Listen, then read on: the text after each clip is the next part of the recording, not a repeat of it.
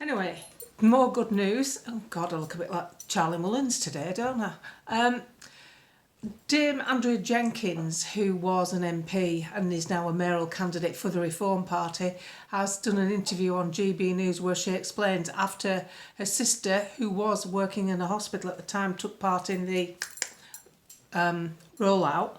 Unfortunately, she was basically in a coma, and she died twice, and when she came round she was paralysed. She's been treated for it now and getting better, so she's lots of questions to ask, and there are many people in similar positions, so that's really quite uplifting to think that that's a member of the Reform Party who's done this. Difficult topic to talk about on here because of censorship, and I don't want to mislead people, but I think it's a brave thing she's done, and so many people are faced with the position of, unfortunately, needing the NHS for treatment for the after effects, for what's happened to them. So very difficult to start criticising them about this da-di-da caused it, because you're waiting for them to treat you for what's happened to you. It's like a real bummer of a position to be in. But anyway, people like that, high profile people who are speaking out now, across the world in fact, is making life easier and easier, and I'm sure it'll make it easier for channels to relax their restrictions on how you address these problems, because they won't be, America's under a different administration now, which is far more fluid as far as knowledge and information is concerned, and the misinformation that we've had from the mainstream media over this last few years, as we know with Doge in America, with President Trump's team uncovering what the money's been spent on. It's been spent, a lot of it, on buying the media. And this is why people have turned to YouTube and why they've turned to bloggers like Joe Rogan, because you can't trust the sources that we've previously relied on. This is going to die a death. The mainstream media is going to die a death. I'm just a bit disappointed that GB News have tried to follow the same business plan as Sky. I mean, Sky are packing up. Sky News are packing up. They're just going to be digital, just going to be online, which is, that's a sign of the times. CNN, sign of the times.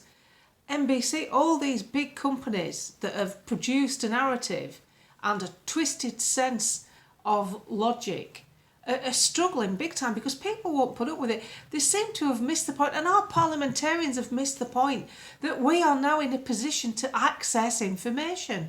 We've got the internet, that little device in your pocket that you carry around can answer any question on mankind. Sadly, it seems to be used mostly for looking at pictures of cats stuck in Venetian blinds, or what Katie Price has had done, what sort of surgery she's had done. I didn't think that was surgery. It looks more like bloody upholstery to me. We've had cushions bigger than that in our house. So what I'm saying is this is changing times. We're living in changing times, and it's changing fast.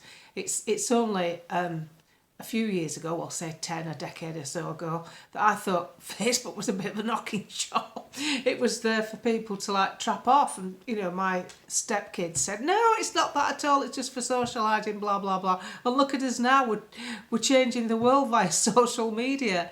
But the TV, even your viewing habits for stuff that you're watching for pleasure, like shows and films, you don't watch like you used to. You're not waiting for a series to come round once or twice a week.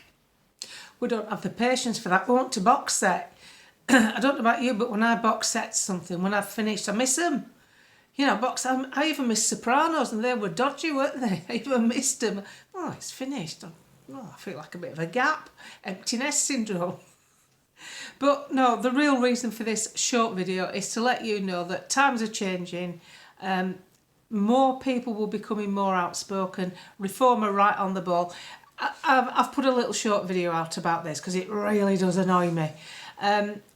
When they're all sat there in the Commons talking and back-chatting to each other, trust me when I tell you this, nothing surprises the Prime Minister at Prime Minister question times. He knows what he's going to get asked. He might not have the detailed way in which it's worded, but he knows what he's going to get asked about. So he's always got a response ready. And they're all laughing and guffawing, aren't they? Oh, ho, ho, ho, ho. There's nothing more annoying to me than watching those clowns do that. I really find it gets under my skin, especially when the speaker joined in, Lindsay Hoyle from Lancashire. He sounds so friendly, doesn't he, with that Lancashire accent, and he's laughing away with them all. I'd be bloody laughing as well if I'd just got £2,500 pay rise for nothing at all. Bearing in mind there's a cost of living crisis on, but that's only for you and me, that. That's not for them in Parliament. And they didn't even have to do a protest or write any emails to their MPs, did they? Just got it slapped up on them with all other stuff they get. And they can't understand why we don't trust them. I don't know. Do you really use all those R's you have in your words, Lindsay? Do you really use like 3 R's in yard? Or car park? How many R's is in that?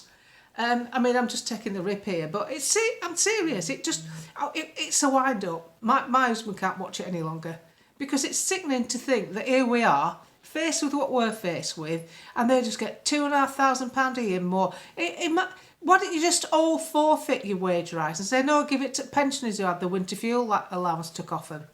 Because they don't care, that's why. They don't care. We're just like livestock on a bloody tax farm to them. But sadly, the livestock have a big mouth and we keep talking to each other and telling other people about it. And so what I hope happens is a fresh set of bums are on those green leather seats come the next election, because you lot won't be... You're toast. The Tories are toast. You set everything up for basically a communist coup and it's being implemented as we speak. And guess what? We're still a democracy. We're not having it.